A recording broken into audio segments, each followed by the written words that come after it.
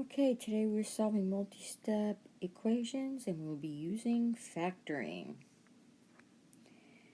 First thing we have to do is factor out the negative. Pay attention to those signs in the parentheses, they change. So the next thing, we're going to use factoring by grouping. Group the pairs of terms. And then we're going to factor out the GCF from each of the pairs.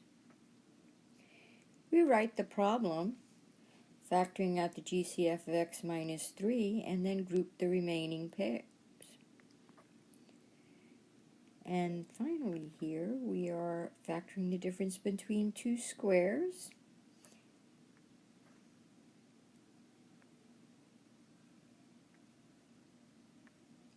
So now you're going to set each factor equal to 0. Notice the x minus 3 occurs twice. You don't have to write it twice. And we're going to solve each one. And so we solve them and we get that